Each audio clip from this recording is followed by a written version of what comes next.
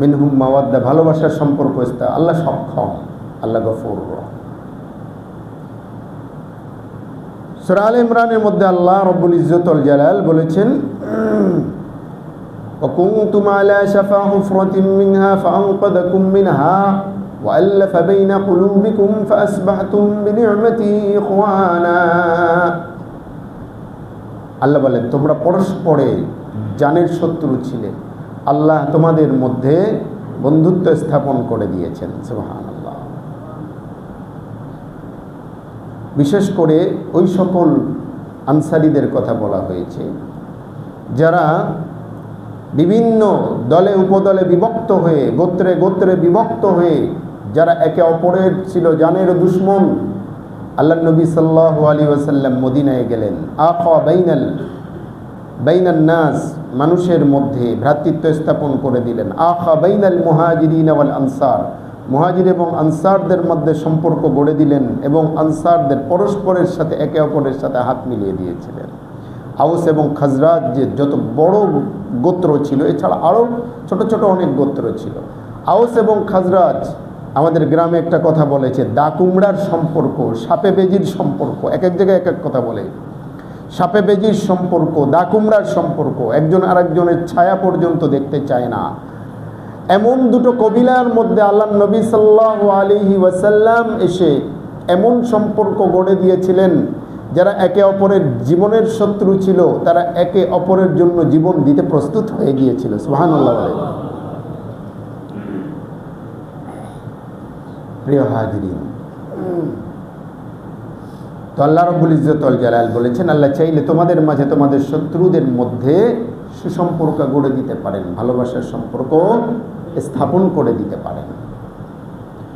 বন্ধুত্ব এবং শত্রুতার সীমারেখা বা বন্ধুত্ব এবং শত্রুতার মধ্যে ভারসাম্যতা। প্রিয় হাজিরিন, বলছিলাম যে আমরা চলতে গেলে আমাদের সমাজের মধ্যে বা আমরা চলতে ফিরতে গেলে আমার কারো না কারোর সাথে সম্পর্ক একটু বেশি হয়, কারোর সাথে একটু সম্পর্ক কম হয়, কারোর সাথে আবার সম্পর্কের অবনতি হয়। আগে ভালো সম্পর্ক ছিল, এখন ভালো সম্পর্ক নাই, এরকম হয় না? হ্যাঁ, এমন কি আছে যে একেবারে জীবনের শুরু থেকে নিয়ে শেষ পর্যন্ত একেবারে সম্পর্ক একই ধরনের খুব কম মানুষ হয়। হাতে গোনা দেখবেন 2-4 জন, এর বেশি আপনি খুঁজে পাবেন না। এক হালির বেশি সাধারণত হয় না, তাও এক হালি হওয়া মুশকিল। জীবনের শুরু থেকে নিয়ে শেষ পর্যন্ত সম্পর্কের মধ্যে কোনো ফাটল ধরে নেই, এরকম খুব কম হয়, এরকম মানুষ কমই হয়। এজন্য আল্লামা তাকি উসমানী দামাত বারাকাতুম লিখেছেন, ওনার আব্বার উদ্ধৃতি দিয়ে লিখেছেন, বলছেন আর বড় ভাই একবার বলছেন যে আমার বন্ধুদের ব্যাপারে বলছে, আমার বেশ কয়েকজন বন্ধু আছে। তো আল্লামা শফি রহমতুল্লাহ আলী, মুফতি শফি রহমতুল্লাহ আলী বলছেন, বাহ চমৎকার, আমার এই 60 বছরের জীবনে আমি 1.5 জন বন্ধু পেয়েছি, আর তোমার এই জীবনে অনেকগুলো বন্ধু, তো তুমি আমার থেকে তো আগায় আছো। আবার 60 বছরের জীবনেতে আমি 1.5 জন বন্ধু পেয়েছি, একজন পূর্ণাঙ্গ বন্ধু আর একজন হাফ বন্ধু। এজন্য আপনি দেখবেন জ্ঞানীগুণী মানুষদের বন্ধু কম থাকে, তাই না? জ্ঞানীগুণী মানুষদের কি থাকে? বন্ধু কম থাকে। হ্যাঁ, বন্ধু কম থাকলেও তারা সমাজের মানুষের সাথে চলে, কিন্তু বন্ধু দিয়ে উঠতে বলা হয় তাদের, এরকম মানুষের সংখ্যা কম। আটকা ফাটকা মানুষদের বন্ধু থাকে অনেক বেশি।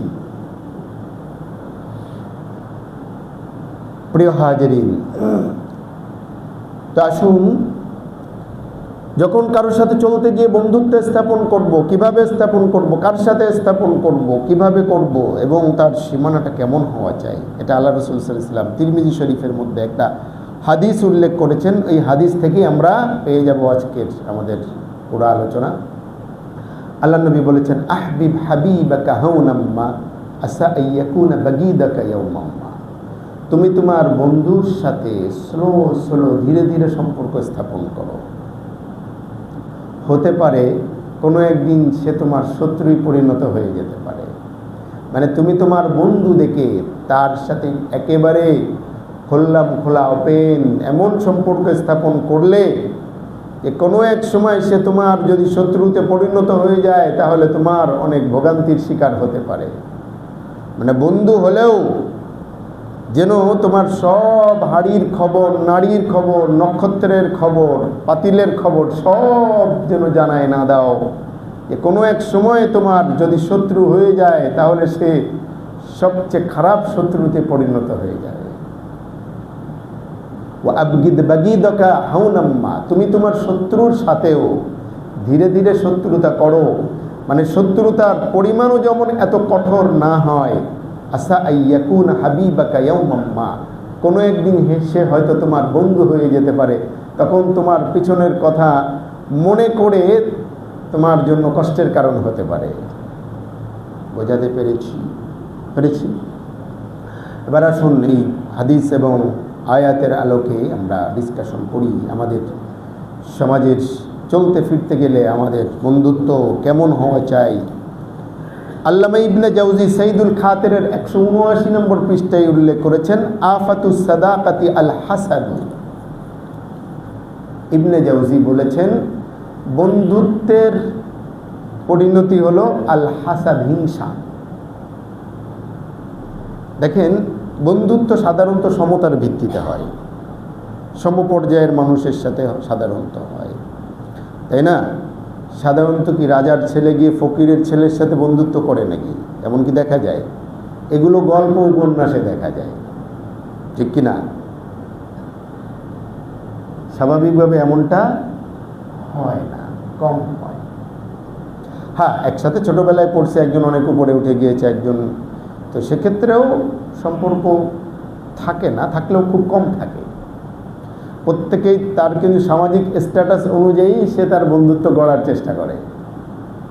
কথা ঠিক বলছি না? আমি ঠিক বলছি? চেষ্টা করে। তবে যারা একেবারে বাল্য বন্ধুর সম্পর্ক ঠিক রাখে তারা তো ভালো মানুষ। এরকম মানুষ কয়জন আছে? প্রিয় হাজিরিন, যা বলছিলাম, তো আল্লামা ইবনে জাওজি লিখেছেন আফাতুস সাদাকাতি আল হাসাদু, বলে বন্ধুত্বের বিপদ হলো হিংসা। ইবনে জাওজি এখানে সুন্দর করে লিখেছেন, অনেক বড় মাপের একজন জ্ঞানী গুণী মানুষ ছিলেন। তিনি বলেছেন, দেখো, মানুষের মধ্যে গিবতা এবং হিংসা এবং গিবতা মানে হলো ও এরকম করছে আমি তার মতো হতে চাই, এর একটা প্রবণতা রয়েছে। বন্ধুরা যারা সাধারণত একসাথে হয়েছে, একই লেভেলে চলাফেরা করে, একই সে চলাফেরা করে, যখন এই বন্ধু সার্কেলের একজন উপরে উঠে যায়,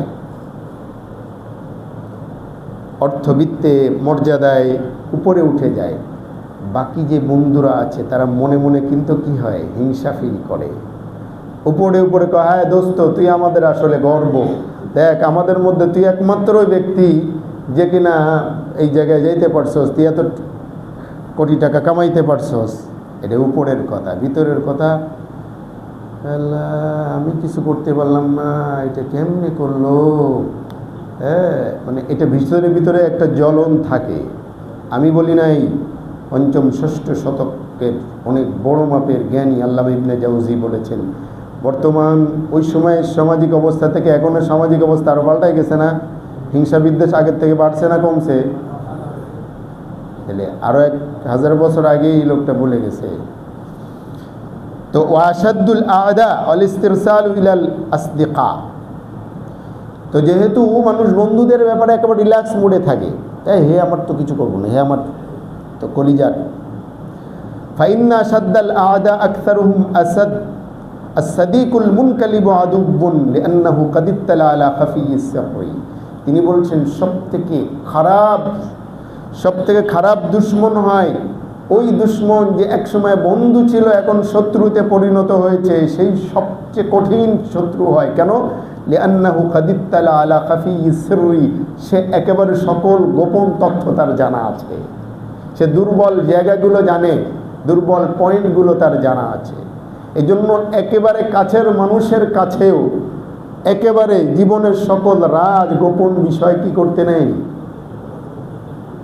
বলতে নেই বা জানাতে নেই। বলে আমি জানাই না, জেনে গিয়েছি।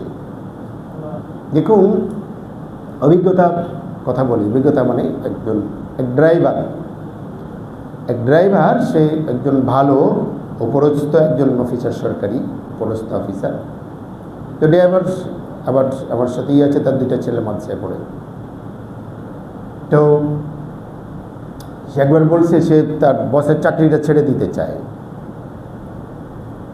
কেন তুমি ছেড়ে দিবা কেন? পরামর্শ করছে, ওটাকে পরামর্শ করে তো কেন ছেড়ে দিতে চাও? সে তোমার সাথে অসদাচরণ করে। মা তা করে না। তাহলে তোমার বেতন কম দেয়? না, তা দেয় না। বোনাস টোনাস ভালোই দেয়, মাঝে মাঝে বকশিসও দেয়। কেন ছেড়ে দিতে চাও? তো বলছে তার এমন কিছু গোপন আমি জিনিস জানি, এতে একজন ইমানদার হিসেবে বা একজন মুসলিম হিসেবে সাথে থাকা যায় না। আর কিছু কইলাম না। তার মানে সে মনে করছে এ তো আমার ড্রাইভার, এ তো আমার কাজের লোক, এ তো আমার ড্রাইভার। কিন্তু আপনার বাতিনি জিনিসগুলো যে সে জেনে যাচ্ছে এবং এটা যে কোনো এক সময় কি হয়ে যেতে পারে, ভাইরাল হয়ে যেতে পারে, এ চিন্তা আমরা করি না। এই জন্য আপনজনের কাছে বা যাদেরকে আমি একবার এক রিক্সায় আসছি, তো কথা 2জন কথা বলছি, তো রিক্সাওয়ালা বলতেছে, খেয়াল করে শোনেন, রিক্সাওয়ালা বলতেছে হুজুর মানুষ আমাদের রিক্সায় চড়ে আদেদার সে সব কথা বলে, হেরে মনে করে কি রিক্সাওয়ালারা হয়তো কিছু জানে টানে না, বোঝে না। আমরা তো সব বুঝি কিন্তু আমরা বলি না। তো অনেক সময় আমার রিক্সায় চলে, গাড়িতে চলে বা সিএনজিতে চললাম বা পিসে চললাম, অনেক সময় মনে করছি সিএনজির মধ্যে আসি, শুধু ড্রাইভারই তো। কিন্তু হতে পারে আপনার কোনো কথার মাধ্যমে আপনি নিজে ফাঁসে যেতে পারতেন। বোঝাতে পারি নাই? হ্যাঁ, এটা হলো সোশ্যাল আদব, এগুলো শিখতে হয়। তো আল্লামা ইবনে জাওজি রহমতুল্লাহি আলাইহি তিনি উল্লেখ করেছেন যে সব থেকে কঠিন দুশ্মন সেই হবে যে একসময় বন্ধু ছিল, এখন কি হয়েছে, শত্রুই পরিণত হয়ে গিয়েছে। এবং আপনি দেখবেন সব থেকে জঘন্য শত্রু সেই হয়ে যায় কোনো এক সময় বন্ধুত্বের সম্পর্ক ছিল। বুঝাতে পেরেছি? আল্লামা হযরত ইবনে আব্বাস রাদিয়াল্লাহু আনহুমা বলেছেন, ইবনে জারীর রাহমাতুল্লাহ লিখেছেন, মান আহাব্বা ফিল্লাহি ওয়া আবগাদা ফিল্লাহি ওয়া ওয়ালা ফিল্লাহি ওয়া আদা ফিল্লাহি ফাইন্নামা তুনালু ওয়ালায়াতুল্লাহ। যে আল্লাহর জন্য ভালোবাসে, আল্লাহর জন্য শত্রুতা রাখে, আল্লাহর জন্য দোস্তি রাখে, আল্লাহর জন্য দুশমনি রাখে, বলে এর দ্বারাই সে আল্লাহর ওয়ালায়াত পায়, সে আল্লাহর ওলিতে পরিণত হয়ে যায়। সুবহানাল্লাহ বলেন। ইবনে আব্বাস বলেছেন, ওয়াকাদ সারাত আম্মাতু মুআখাতিন নাস আলা আমরিদ দুনিয়া ওয়া যালিকা লা ইউজদি আলা আহলি শাইআন। নোট করে রেখেন, ইবনে আব্বাস বলেছেন, তবে বর্তমান সময়ের অধিকাংশ সম্পর্কগুলো হয়েছে আলা আমরিদ দুনিয়া, দুনিয়ার কারণে। কিসের কারণে? দুনিয়ার কারণে। ওয়া যালিকা লা ইউজদি আলা আহলি শাইআন, যেহেতু দুনিয়ার কারণে সম্পর্ক গড়ে উঠেছে, ওয়া যালিকা লা ইউজদি আলা আহলি শাইআন, যার দরুন হয় এটার কোনো লাভ সামনে থাকে না, একটা সময় গিয়ে এটার কুফলি ভোগ করতে হয়। এই সম্পর্কই এক সময় তার ক্ষতির কারণ হয়ে দাঁড়ায়, যেহেতু দুনিয়ার সম্পর্কের কারণে এক জায়গায় জমা হয়েছে। যতক্ষণ পর্যন্ত এই সম্পর্কটা আছে ততক্ষণ পর্যন্ত কি আছে, যখনই স্বার্থে টান দিয়েছে তখন দেখবেন সে আপনার সবচেয়ে কি অনেক বড় শত্রু। কত মানুষকে দেখেছি একসাথে এই সমিতি করতে, একসাথে এই করতে, একসাথে খাইতে, একসাথে কত দোস্তি করতে, একটা সময় গিয়ে দেখছি একজন আরেকজনের নাম পর্যন্ত শুনতে পারে না, একজন আরেকজনের বিরুদ্ধে মামলা ঠুকে দিয়েছে, একজন আরেকজন একসাথে চলতো, এক সার্কেলে চলতো, এখন তারা দুই মেরুতে চলে গিয়েছে। এবং এমনও হয়েছে তারা দুটা ইয়েতে আশ্রয় নিয়েছে আর কি, একজন আরেকজনকে ঘায়েল করার জন্য। ওয়াদালিকা লা ইউজদি আলা আহলি শাইআন। অতএব এখান থেকে যে বিষয়টা বোঝা যায়, 1 নম্বর কথা হলো আপনি কাকে বন্ধু নির্বাচন করবেন। 2 নম্বর হলো আপনার বন্ধুত্বের সীমানা বা এতেদাল কদ্দুর হওয়া চাই। আল্লাহু আকবার। কোরআনুল কারীমে যে আয়াত পড়লাম যে হতে পারে তোমাদের মাঝে তোমাদের শত্রুদের মধ্যে আল্লাহ রব্বুল ইজ্জত ওয়াল জালাল বন্ধুত্বের সম্পর্ক করে দিতে পারেন। তো এই আয়াতের তাফসিরে লিখেছে ইমাম কুরতুবী, ইবনে কাসির, অনেকেই লিখেছেন, বিশেষ করে পুরো সূরাটা মক্কার লোকজনের সাথে সম্পর্ক কেমন ছিল, তাদের সাথে সম্পর্ক কেমন গড়ে ওঠা উচিত, এটার একটা প্রেক্ষাপট আছে। ইব্রাহিম আলাইহিস সালামের কথা রয়েছে। তো আল্লাহ নবী সাল্লাল্লাহু আলাইহি ওয়াসাল্লামের সাথে মক্কার লোকজন কি আচরণ করেছিল, তাড়িয়ে দিয়েছিল। আল্লাহ নবী সাল্লাল্লাহু আলাইহি ওয়াসাল্লামকে হত্যা করার এমন কোনো চেষ্টা নেই যা তারা করে নাই। আল্লাহ নবী সাল্লাল্লাহু আলাইহি ওয়াসাল্লাম কিন্তু খুব সুন্দর করে নিয়ন্ত্রণ করেছিলেন, মাত্রাতিরিক্ত কিছু করেন নাই, করেছিলেন ডিফেন্স করেছিলেন, মাত্রাতিরিক্ত কিছু করেন নাই। তারা যেই পরিমাণে শত্রুতা করেছিল সেটার জবাব আল্লাহ রসুল সাল্লাল্লাহু আলাইহি ওয়াসাল্লাম খুব ব্যালেন্সের সাথে করেছিলেন, কথা ঠিক না? যার দরুন হয়েছিল কি, যখন মক্কা বিজয় হলো, বিনা রক্তপাতে মক্কা বিজয় হলো, মক্কা বিজয় হওয়ার পরে আর খুব বেশি বেগ পেতে হয় নাই, অল্প সময়ের ব্যবধানেই সকলে কি হয়ে গিয়েছিল, কালেমা পড়ে ইমানদার হয়ে গিয়েছিল। বিশেষ করে আবু সুফিয়ান ইবনে হারব রাদিয়াল্লাহু তাআলা আনহু, আবু সুফিয়ান আল্লাহু আকবার। হযরত ওমর রাদিয়াল্লাহু তাআলা আনহু যখন, আবু সুফিয়ান একবার এসেছিল সন্ধির মাঝে, মক্কাবাসী যখন দুর্ভিক্ষের কবলে পড়ে গিয়েছিল, একবার এসেছিল। আরেকবার এসেছিল যে যখন, আমি আর লম্বাই সিরাতে যাচ্ছি না, যখন ওরা মানে বিশ্বাসঘাতকতা করেছিল, চুক্তি নষ্ট করে ফেলেছিল, তো আবু সুফিয়ান এসেছিল নবায়ন করার জন্য। হযরত ওমরের কাছে যখন এসেছিল, হযরত ওমর রাদিয়াল্লাহু তাআলা আনহু জবাব দিয়েছিলেন, তোমার ক্ষমা নাই, তোমার রক্ষা নাই। হযরত ওমর সেরকম ছিলেন দিনের ব্যাপারে, তো বিফল মনোরথ হয়ে চলে গিয়েছিল। এরপরে মক্কা বিজয় হয়েছিল, মক্কা বিজয়ের ঠিক আগে দিয়ে আবু সুফিয়ানকে ধরে নিয়ে এসেছিলেন হযরত আব্বাস রাদিয়াল্লাহু তাআলা আনহু। আল্লাহ নবী সাল্লাল্লাহু আলাইহি ওয়াসাল্লামের কাছে এসেছিলেন, আল্লাহ বিভিন্ন কোশ্চেন করেছে, আল্লাহ নবী সাল্লাল্লাহু আলাইহি ওয়াসাল্লাম তার উত্তর দিয়েছিলেন। বলেছিলেন, আল্লাহ ছাড়া কোনো মাবুদ কি আছে, আপনার কি মনে হয়? বলে, নাই, যদি থাকতো তাহলে আসলে আমাদের এই দুরবস্থা হতো না। আল্লাহ নবী সাল্লাল্লাহু আলাইহি ওয়াসাল্লাম বলেছিলেন, আমি যে আল্লাহর রসুল, এ বিষয়ে কোনো ডাউট আছে? এই বিষয়ে একটু সন্দেহ আছে, মানে এখনও সে স্যাটিসফাইড হইতে পারছে না।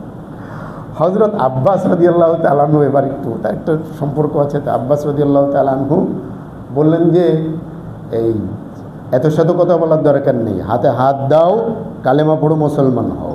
এত পেশাল পাড়ো কা মিয়া, সারা জীবন তো পেশাল পাড়িয়ে যাইছো, বুদ্ধিজীবী, বুদ্ধি বিক্রি করছো, এখনও কেউ ডাউট আছে, হাতে হাত রাখো, কালেমা পড়ো। আব্বাস একটু প্রেশার ক্রিয়েট করেছিলেন। এটা কিন্তু আল্লাহ নবী কিন্তু জোর করে তাকে ইসলামী করেন, এটা হলো বন্ধুত্ব।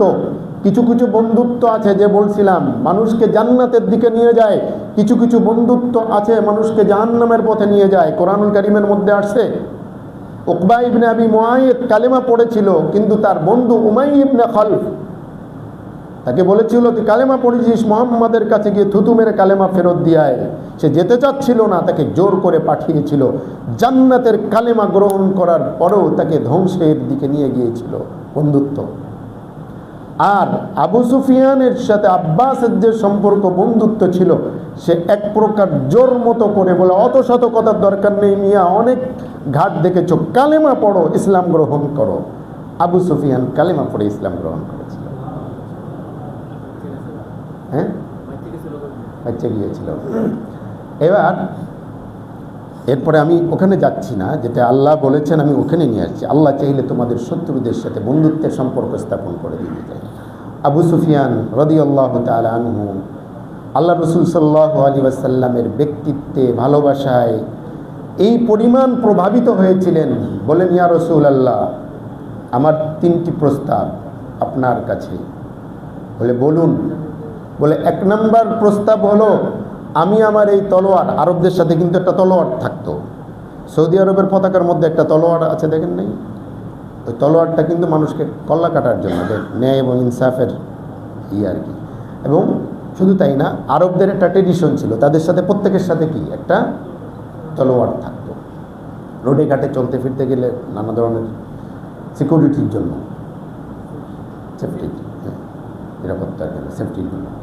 তো আবু সুফিয়ান রাদিয়াল্লাহু তাআলা আনহু বলেন যে, এই অস্ত্র এতদিন পর্যন্ত আপনার বিরুদ্ধে ধরে এসেছি, আমি যতদিন বেঁচে থাকি, যতদিন আমার এই শরীরের মধ্যে জীবন থাকবে, ততদিন পর্যন্ত এই অস্ত্র চলবে, এই অস্ত্র ধারণ করেই যাব, তবে সেই অস্ত্র আপনার পক্ষেই ধারণ হবে।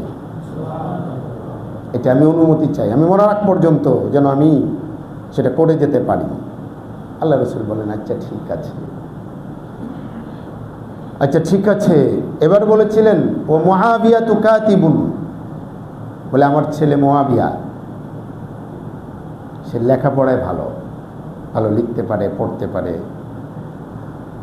তা আপনার কাছে ওহী আসে, ওহী আপনি লিখায় রাখেন, আমার ছেলেকেও ওহী লেখকের সদস্যদের তালিকাভুক্ত করে নেন। আল্লাহ নবী বলেন যে মঞ্জুর, কবুল করলাম। 3 নম্বর হলো যে আমার কন্যা উম্মে হাবিবা, আপনার স্ত্রী, আপনি তাকে স্ত্রী হিসেবেই সারা জীবনের জন্য রাখবেন। স্ত্রী আগেই ছিল, আল্লাহ রাসূল সাল্লাল্লাহু আলাইহি ওয়াসাল্লাম, সে আমার স্ত্রী হিসেবে আছে এবং থাকবে ইনশাআল্লাহ। আমি এতে খুশি। তো বলার উদ্দেশ্য হলো যেই আবু সুফিয়ান উহুদের ময়দানে মুসলমানদেরকে মেরে 70 জনকে শহীদ করার পরে সে উল্লাস করেছিল, পাহাড়ের চূড়ায় উঠে বলেছিল উলু হুবাল, হুবালের জয় হোক, হুবালের জয় হোক, হুবালের জয় হোক। হুবাল মানে মূর্তি।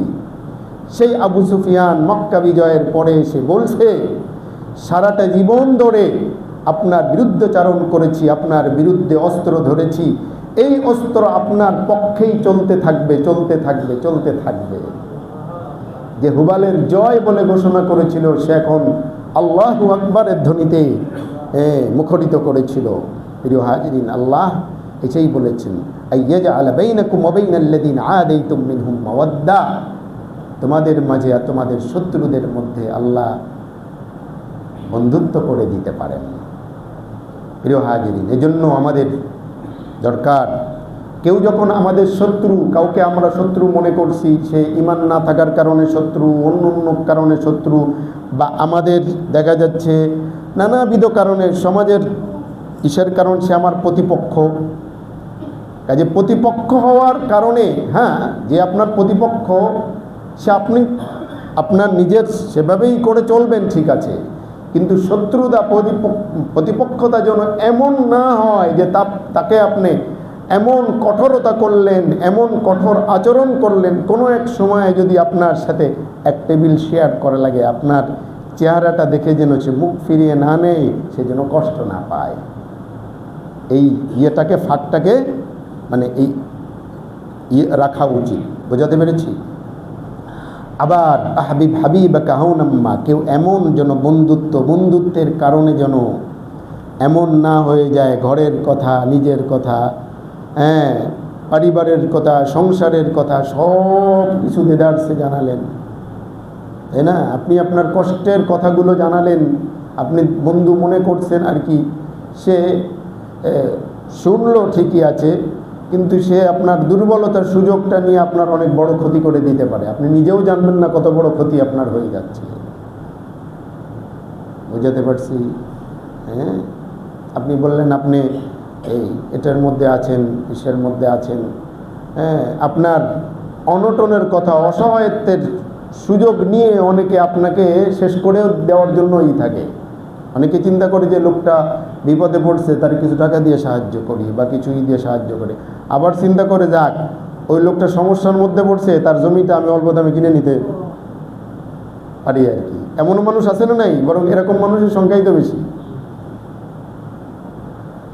তো আল্লাহ নবী সাল্লাল্লাহু আলাইহি সাল্লাম যথার্থই বলেছেন, হাবিব কাহুনাম্মা আসা আইয়াকুনা বাগীদাকা ইয়াওমাম্মা আবগিদ বাগীদাকা হুনাম্মা আসা আইয়াকুনা হাবিবাকা ইয়াওমাম্মা।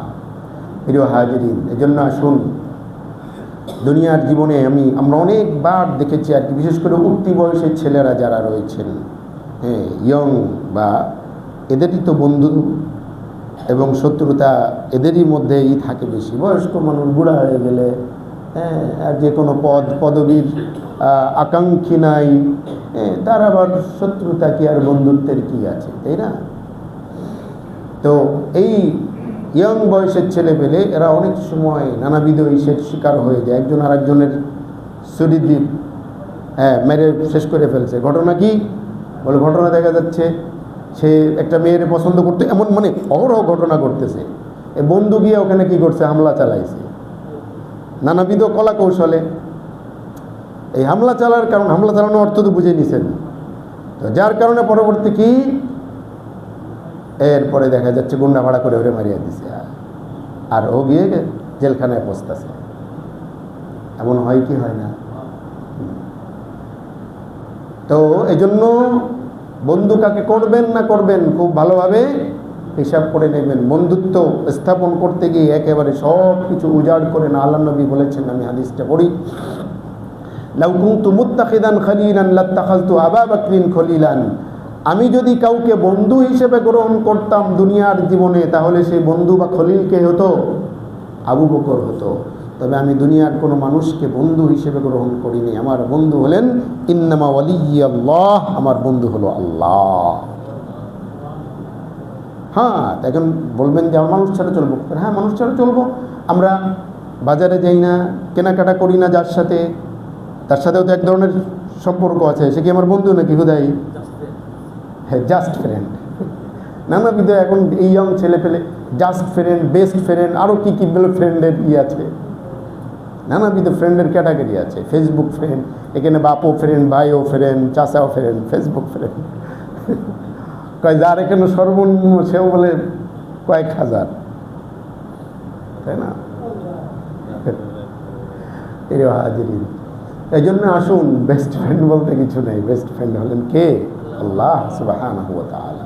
অথচ এই আবু বকর সিদ্দিক আল্লাহ নবী সাল্লাল্লাহু আলাইহি ওয়াসাল্লামের জন্য কি করেন নাই?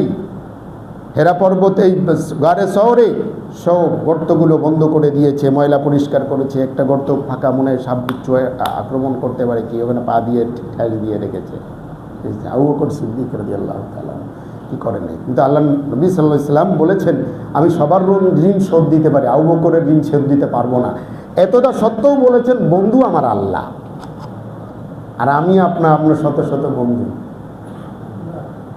ঠিক আছে প্রিয় হাজিরিন, যা হোক, আজকের আলোচনা থেকে এটা নেওয়ার সুযোগ নেই যে দুনিয়ার জীবনে চলতে গেলে কারোর সাথে সম্পর্ক করব না, কারোর সাথে বন্ধুত্ব স্থাপন করব না, আমি সেটা বলি নাই। আমি বলছি আপনার বন্ধুত্বের একটা সীমানা মাপকাঠি থাকা উচিত, একটা গ্যাপ থাকা উচিত। এমন যেন না হয় সে আর আপনি দুই বডি এক আত্মা। নো, এরকম হতে পারে না। স্বামী স্ত্রীও এমন হতে পারে না, বাপ সন্তানও হতে পারে না। একটু বাড়াই বললাম। সব কিছু বলা যায় একজনের কাছে, তিনি হলেন আল্লাহ। দুঃখের কথা যখন শুনেন তখন আসমান থেকে কুদরতিভাবে আমার অন্তরকে শীতল করে দিয়ে আমাকে সান্ত্বনা দেন ভিতরে ভিতরে। যখন সুখের সময় তাকে স্মরণ করিছে, খুশি হন। আমার বন্ধু সুখের কথা বললে উপরে উপরে খুশি হয়, শুভকামনা ধারণা করে, ভিতরে বলে ওরে কিভাবে ক্ষতি করা যায়। দুঃখের কথা শুনলে হয়তো সে মনে মনে কি হয়, খুশি হয়, উপর দিয়ে এই কয় যাক ভালোই হয়েছে রে। এই যার কাছে সব কিছু শেয়ার করে যায়, কোনো বিশ্বাসঘাতক নাই। যে আপনি স্ত্রীর সাথে একেবারে পরিবারের সাথে এক বেডে শুয়েছেন, 40 বছর একসাথে থাকার পরেও 40 বছর 45 বছর বয়সে কোনো একটু মনোমালিন্য তৈরি হয়েছে, আল্লাহ নবী বলেছেন লাউ আহসানতা ইলা দাহরি, যুগ যুগ করে তার সাথে ভালো ব্যবহার করার পরে বলবে তোমার থেকে আমি জীবনে কোনো ভালো কিছুই পাই নাই। অনেক সময় ছেড়ে চলেও যায় কি যায় না? তাহলে একসাথে 40 বছর এক বেডে শেয়ার করলেন, এক পাতিলে খেলেন একসাথে, সেও আপনার সাথে, তাহলে আপনি কাকে আপন মনে করবেন? আপন হলেন একমাত্র অনলি ওয়ান, তিনি হলেন আমার আল্লাহ। তো আমি এটা বোঝাতে চেয়েছি যে মানে পৃথিবীতে প্রত্যেক মানুষের সাথেই কিছুটা হলেও এক ধরনের দূরত্ব থাকা চাই, সম্পর্কের মধ্যেও এক ধরনের দূরত্ব। আল্লাহু আল্লাহ।